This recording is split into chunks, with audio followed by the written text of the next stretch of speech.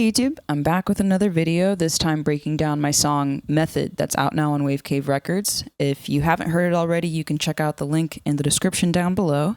And yes, let's go. I'll start with the drums. So I made a kick rack for this. I find myself in a place where I'll start to make a rack, but I never find myself really sticking to it all that often. I don't know. I've always struggled to just like make a template that I just use forever. I do save kicks, and this first one is just a 4 on the floor pattern. It sounds like this.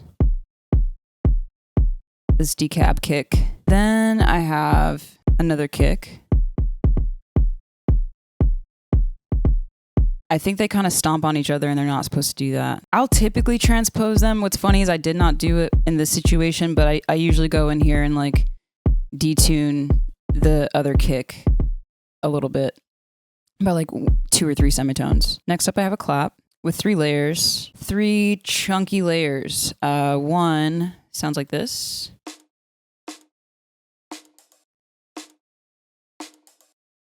And I cut out all the low end. Next is another splice loop that I just took a piece from to layer in. And it's really skippy.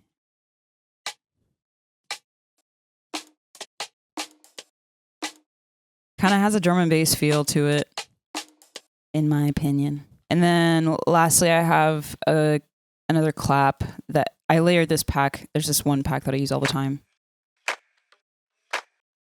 I use it for everything. So all the claps just sound like this. And I didn't really bother to layer them. I just made sure that they were EQ'd nicely. And then there's like a little bit of transient shaping so that they're like really tight sounding, but that's it.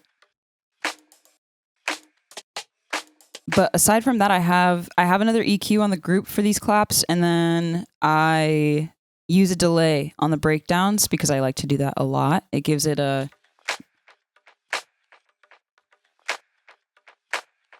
It's very subtle. And it's a triplet delay to kind of give the feeling of the song building. And I also have the claps panned a little bit, but not enough to like mean anything. Next up, I have toms. I typically go with like very dry acoustic toms. I do like 808 toms as well, but I usually like things sounding just extremely dry. These sound like the same thing. They look like the same thing. I love realizing later that I like overdid it. And there's just a utility on them.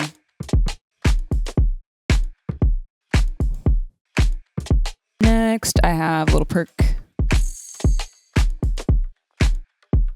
That, funny enough, it should have a reverb on it. There it is. It like has a little bit of a tail. But it's just to add a cool accent. Next I have a hat, which is actually, I would normally start my beats with a hi-hat. I'll just pull one from a loop, like a bunch of different pieces of like, so it has variation. And then just do a really simple pattern with it.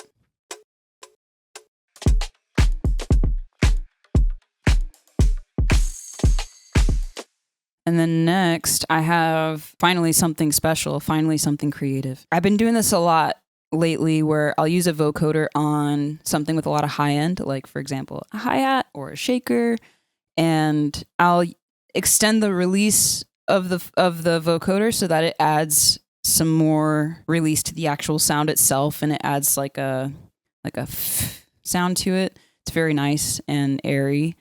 And what's cool is like you can map an LFO to that release or to something like the formant, and that can be really cool. So that's all this is. And it's adding just more accents to signal the end of the loop.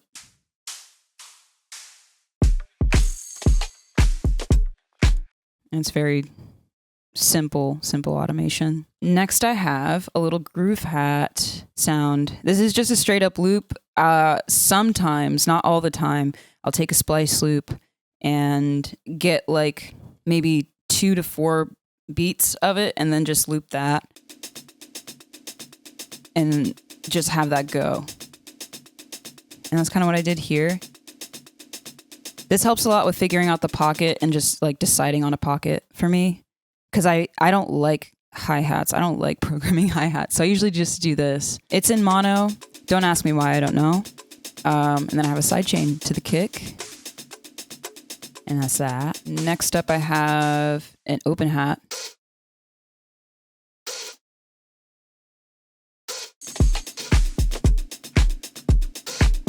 Next, I have another shaker. It's worth pointing out that that groovy hat, this guy, is panned to one side because then I have the shaker panned to another. It's kind of quiet. I also use it to keep a pulse in breakdowns, and I'll just auto filter it out, which is what this automation is. And then in the drops, it's funny because I say I hate hi-hats, but then I feel like this song's focal point in the drop is a hi-hat. It's this sound right here, this little shifted guy.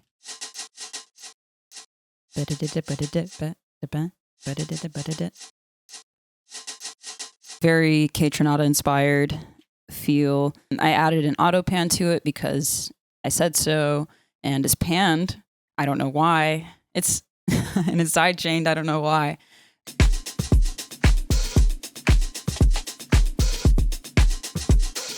That gives all the pocket. Next up, I got a little crash sound that's sweeping in. And I'll add a delay so it feels like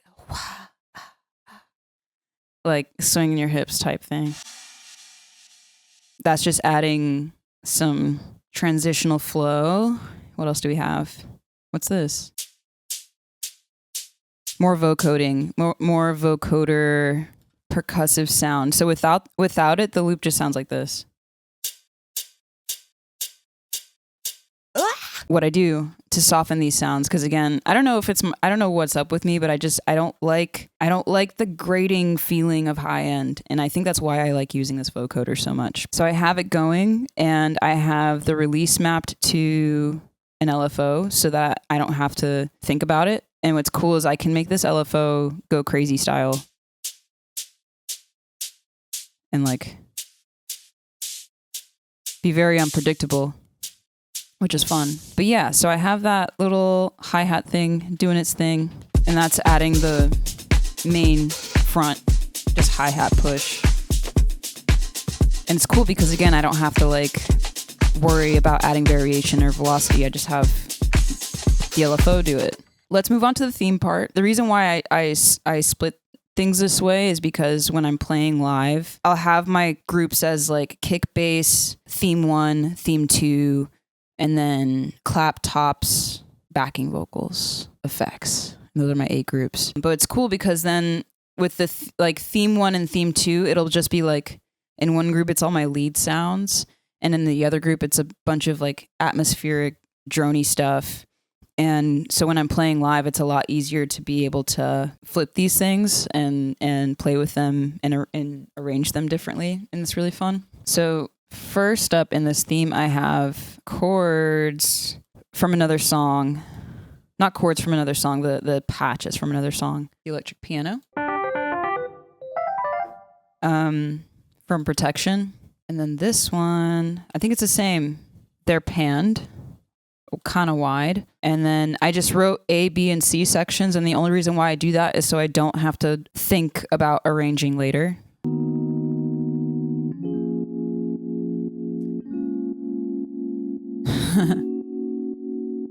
So the keys are sidechained. I also have this EQ filter pulling them out for these breakdowns.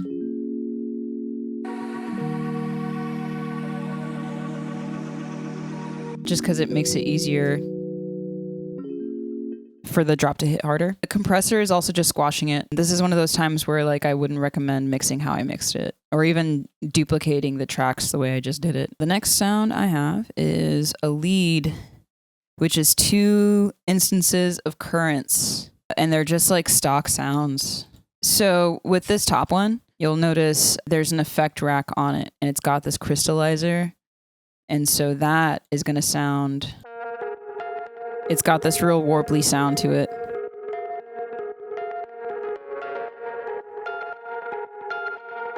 So I have 2 sounds. One is being like thrown the fuck out, and then the other one is dry. Like as a bone, so that it's very present in comparison.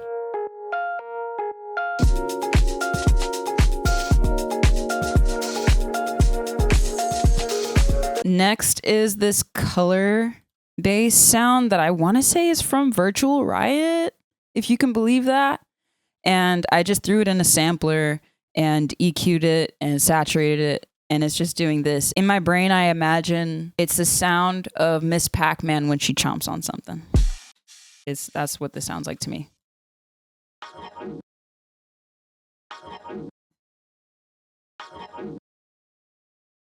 And then I have it in the drop too.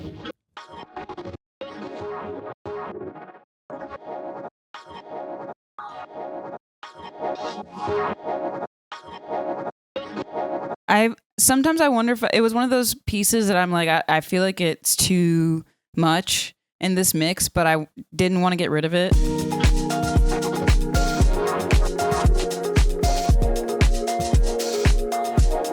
So I just pushed it back with a glue compressor. Next, I have a vocal group, and it's just me going ooh a bunch of times. And it's pitched. I'll do really, really intense pitching if I'm doing like falsettos like that are just meant to be tucked in the back.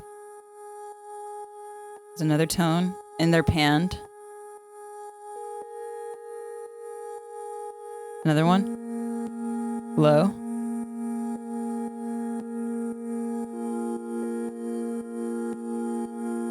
It's really fun.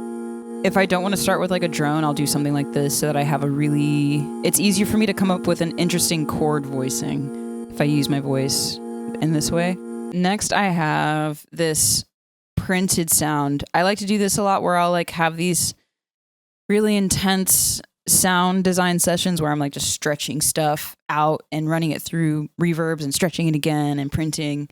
And that's kind of what this is.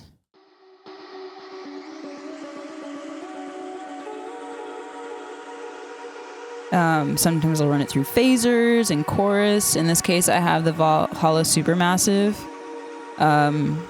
which I've done on I do this on so much stuff. I use this plugin on all my builds ever since I saw Nasiah do it. It's very easy to add intensity and then just like take it back away. There's a little bit of EQ. It's just one of those things where I'm like being really insane about pressing it and stretching it because it's meant to be very blurry and ethereal in the mix. Next, I have, what's this? It's an ARP from Corner of Your Mind. That's fun.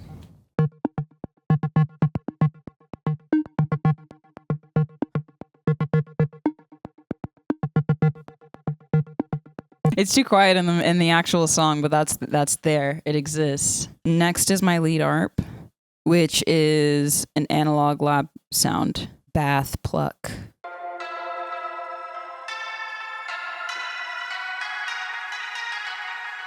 That's what that sounds like. I used it in my song Passing. It's the lead sound in Passing.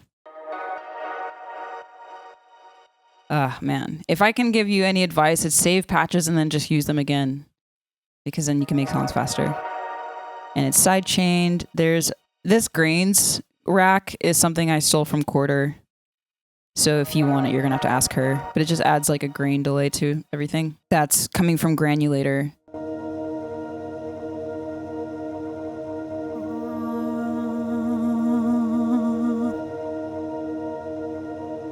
This drone kind of reminds me of Ben Boomer. I'm not going to lie.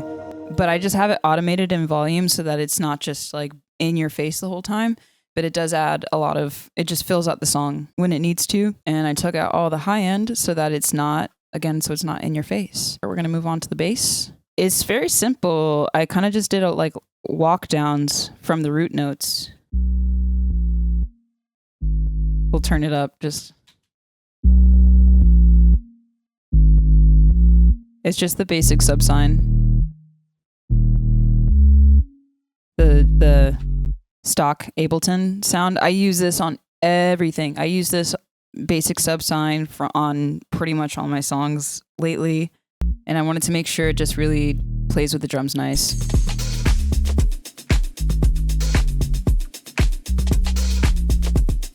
So yeah, that's the bass tone. There's a little bit of EQ on it that only comes in the breakdowns, really. So this vocal, I'm just saying, give me all the energy it takes to, give me all the energy to get through over and over again. And I have it really low. Give me all the energy. And pan to one side. Takes two. And very pitched. I pitched these up kind of hard. More than I normally would. Get through. Have one on the other side. Give me all the energy. Give me all the energy. And then what I'll do is falsetto it on the and bring them in. What's funny is like I'll try to pan low things closer to the center, and then the higher it goes, the wider out I go. And I didn't do that here for whatever reason. All the energy to get through. All I really did otherwise was like throw on compression. And when I use a glue compressor like this, it's just to like push it further back in the mix of a song without having to turn down the volume. And then in the center, I have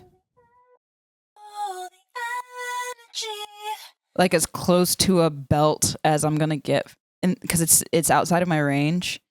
But I used a auto tune and I used a chorus to kind of give it this filtery sound and EQ'd it out. So it's very spaced. It's very processed to give it like an icing. All the energy it takes to. The only other things I have on the vocal are like slap and delay effects. Oh, because it's over here. I'm using sends. I'll show you those later. I'm using sends to give it the power. All the energy to get through. Give me all the energy it takes to.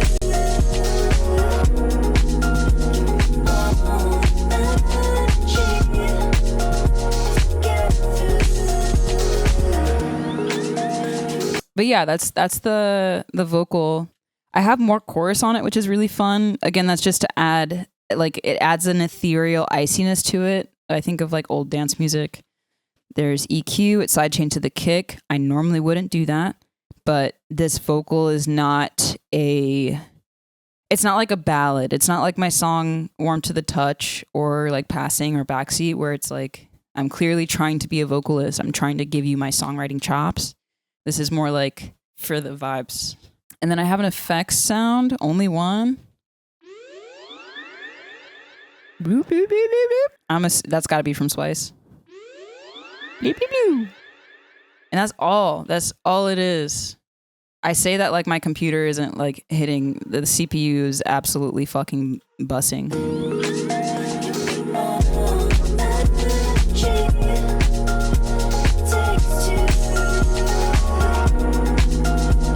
So yeah, that's my song. Feel free to ask any questions. How many tracks? 36, 37, 38? That's actually not bad.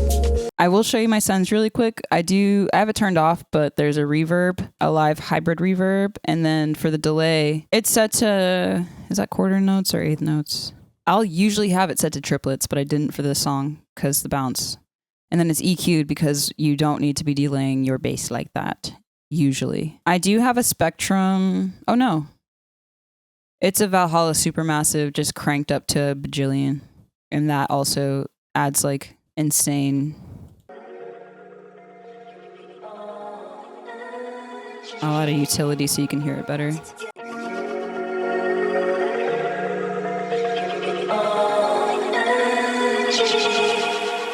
You could honestly resample that and it would go kind of hard. I feel like that'd be nice. But yeah, so that's my freaking song.